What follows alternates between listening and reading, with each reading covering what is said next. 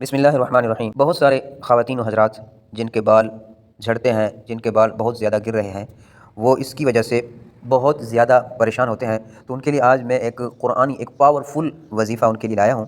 وہ اس وظیفے کو جب کریں گے انشاءاللہ اللہ کی ذات سے امید ہے بہت زیادہ ان کو فائدہ حاصل ہوگا۔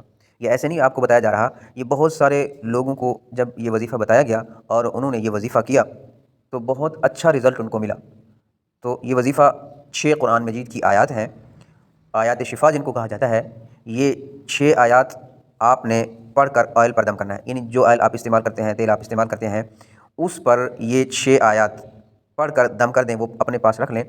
اور وہ 6 آیات دم کرنے کا پڑھنے کا طریقہ یہ ہے کہ ان 6 آیات کو 41 مرتبہ پڑھ کر اس آئل پر دم کریں اور اس کو دم کر کے پھر اپنے پاس رکھ لیں اور اس کو استعمال کریں، تو انشاءاللہ اس سے کافی زیادہ آپ کو فائدہ حاصل ہوگا۔ اور یہ مجرب ہے، بہت سارے لوگوں کو جب یہ بتایا گیا تو ان کو فائدہ حاصل ہوا۔ بعض دفعہ یہ ہوتا ہے کہ بہت سارے خواتین و حضرات ایسے ہوتے ہیں کہ ان کے بال جھڑنے کے کچھ اور بھی وجوہات ہوتی ہیں، مثلا جیسے کہ زکام انسان کو ہوتا ہے تو زکام کی وجہ سے ان کے دانت بھی انسان کے کمزور ہوتے ہیں، اسی طرح نظر بھی کمزور ہوتی ہے، اسی طرح بال گرنے لگ جاتے ہیں، بال جھڑنے لگ جاتے ہیں، بال سفید ہو جاتے ہیں۔ تو اس وجہ سے ان حضرات کو چاہیے کہ وہ اپنے ڈاکٹر سے بھی رجوع کریں، ان سے بھی دوائی لیں، لیکن اس کے ساتھ ساتھ میں جو آپ کو وظیفہ بتانے جا رہا ہوں ساتھ ساتھ یہ بھی وہ ضرور کریں۔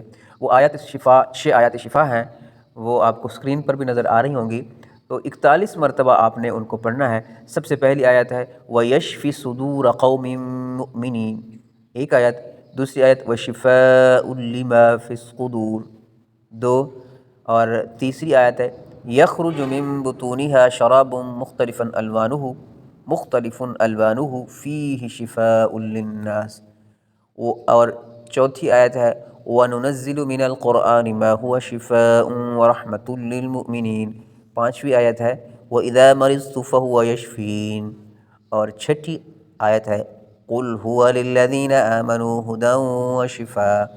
یہ آیات شفا 6 آیات شفا ہیں، 41 مرتبہ پڑھ کر آپ نے ان کو اپنے آئل پر دم کر کے آئل رکھ دینا ہے اور وہ استعمال کرنا ہے۔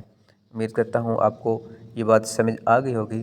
اللہ سے دعا ہے کہ اللہ تعالی ہم سب کو دینی شرعی مسائل سیکھنے اور ان پر عمل کرنے کی توفیق عطا فرمائے۔ السلام علیکم ورحمۃ اللہ۔